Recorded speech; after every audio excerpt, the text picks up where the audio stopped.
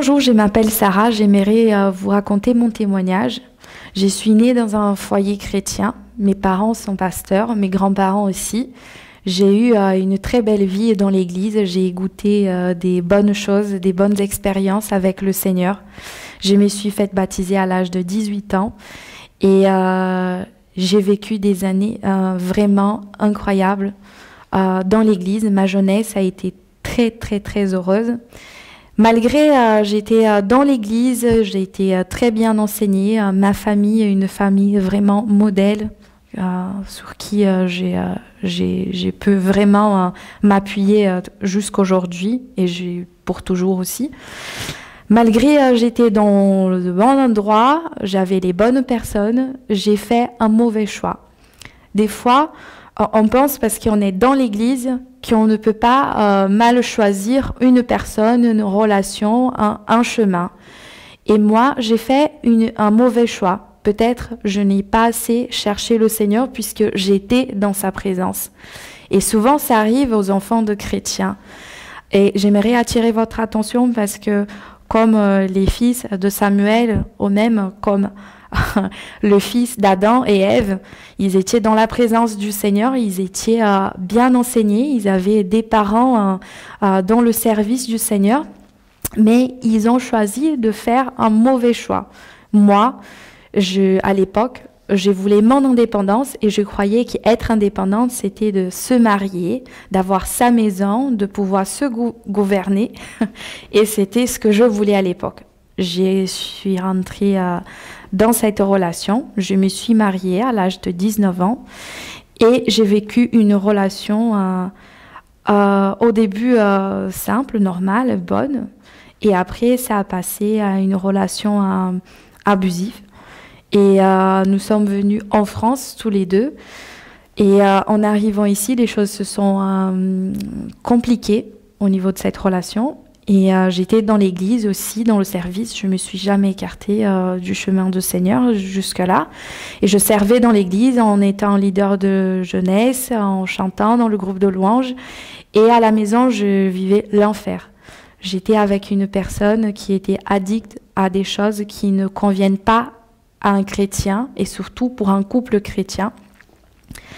Et cette relation, elle est devenue vraiment très menaçante, même au niveau de ma vie. Et quand j'ai décidé de mettre un point à toute cette histoire, j'ai pris encore des mauvaises décisions. Parce qu'on peut aussi faire la bonne chose en empruntant la mauvaise voie. Je voulais d'abord sauver ma vie, mais ça a dégénéré en moi une colère. Seigneur, j'ai tout bien fait. J'étais dans l'église, j'ai toujours servi dans ta maison. Je me suis mariée devant toi, devant ma famille, avec la bénédiction de tous. Pourquoi ça m'arrive à moi? Et ça a ouvert une porte, une brèche dans mon cœur pour entrer dans le péché, parce que le diable, il a mis en moi un désir de péché, puisque tu as tout bien fait et ça n'a pas marché, fais mal maintenant. Et c'est ce que j'ai mis dans mon cœur. Une fois divorcée, je me suis dit, maintenant, je veux faire ce qui est mal, puisque je fais le bien et ça n'a pas marché. Et j'ai décidé de partir vers le monde, comme le fils qui a décidé de tout quitter dans la maison de son père pour vivre ce qu'il y a en dehors. Et j'ai décidé de mal faire cette fois-ci. Et j'avais un couple d'amis qui me conseillaient, qui étaient très près de moi, en sachant que je me suis éloignée quand même des conseils de ma famille, de mes parents qui sont très présents malgré la distance. Et surtout, le pasteur Carole, elle me disait, tu vas souffrir, tu souffriras, tu vas vraiment te briser et tu reviendras en 1000 morceaux. Et je lui disais, c'est pas grave, j'ai envie de souffrir, j'ai envie de le faire, je veux le faire. Et elle me disait, mais Sarah, mais pourquoi tu fais comme ça? Le Seigneur, il peut te reconstruire, le Seigneur, il peut tout faire dans ta vie. Et moi, je me disais, non, moi, maintenant, je suis une femme divorcée. Qu'est-ce que je veux dire voilà, comment je veux affronter voilà, l'Église, ma famille, mes parents, surtout mon père, qui était leader d'un programme pour les couples qui s'appelle Mariés à jamais. Mon père, il travaillait très dur en ce moment au Brésil pour ce groupe de couples. C'est un groupe qui travaille avec tous les couples du pays et des églises du pays. Et je me suis dit, non, j'ai envie de faire mal. Et c'était là que je suis partie vers le monde. Et dans le monde, le Seigneur, il a eu pitié de mon âme. Il a mis sur ma route une personne qui ne connaissait pas le Seigneur, mais qui connaissait des personnes qui connaissaient le Seigneur. Et je me suis dit, oh, qu'il est beau. Et j'ai décidé de fréquenter cette personne. Et comme il a su que j'étais enfant de pasteur, il a dit, ah, j'ai des amis qui sont aussi fils de pasteurs et qui sont dans une église. Et notre première rencontre comme ça pour sortir, ça a été pour un rendez-vous à l'église.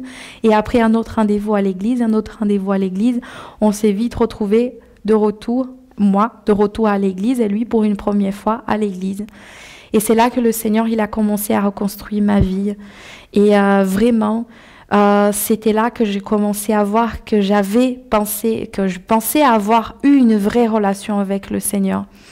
Et j'ai commencé à refaire mon chemin avec Dieu, avec une autre maturité, avec un autre regard. Pas avec ce regard rebelle qui se cherche des excuses pour faire quelque chose dans la vie, mais vraiment, j'ai commencé à voir comment le Seigneur, il était merveilleux, comment le Seigneur, il a mis sa main, il est allé me chercher là où j'étais. Et cette fois-ci, j'ai pris mon courage en main et j'étais déjà engagée dans cette relation et j'ai dit non, c'est pas comme ça qu'on fait devant le Seigneur. Et je lui ai raconté comment faisaient les chrétiens et comment on fait dans l'église. J'ai dit on se garde pour le mariage et je ne peux pas continuer dans cette relation comme ça parce que j'ai envie de revenir vers le Seigneur comme il faut. J'ai envie de revenir au Seigneur comme il se doit. Il a dit, qu'est-ce qu'il faut faire pour plaire au Seigneur? J'ai dit, c'est comme ça qu'il faut faire pour plaire au Seigneur. Et c'est là qu'on a pris la décision de se garder et de préparer pour le mariage.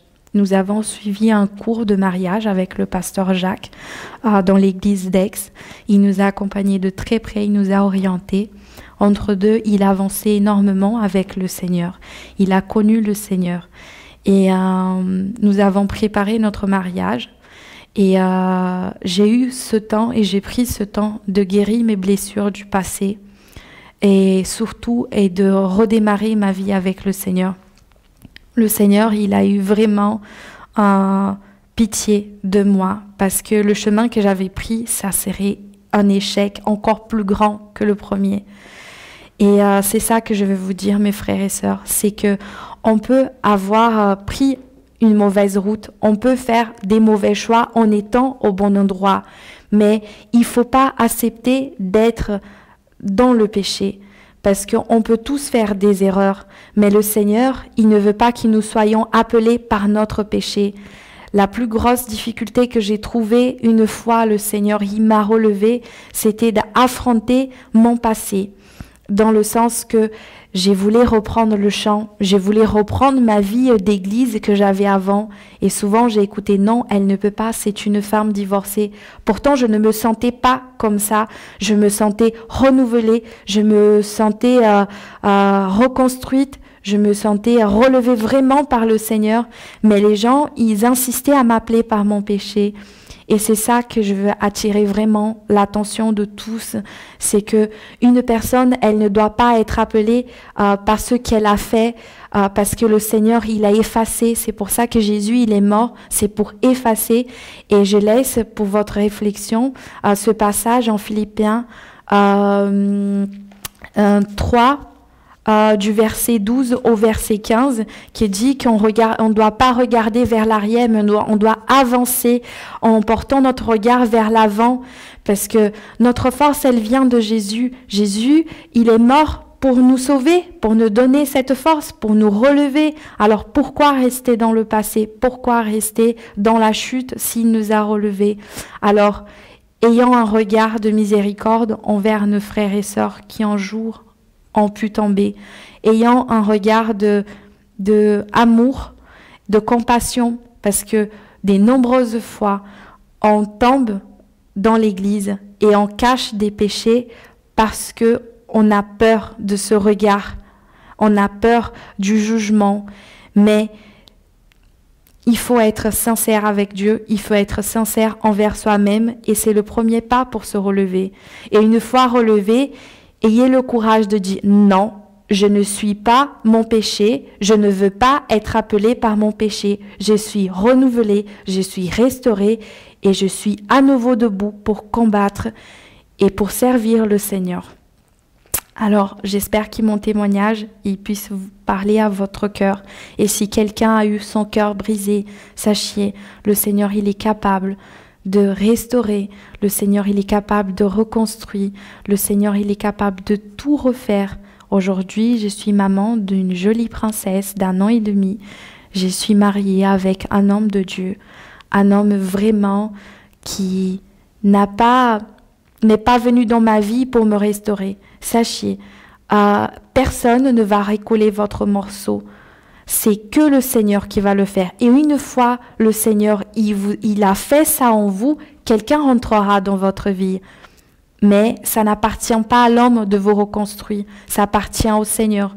Et une fois j'ai compris ça, que ce n'était pas à l'homme de me donner la joie, ce n'était pas à l'homme de me donner l'amour, ce n'était pas à l'homme de faire ça pour moi, c'était entre moi et le Seigneur. Une fois j'ai compris ça, j'ai réussi à avoir un mariage épanoui, un mariage sans trop de demandes. Et aujourd'hui, je peux dire que je suis heureuse et que je peux vraiment marcher jusqu'au ciel avec mon conjoint.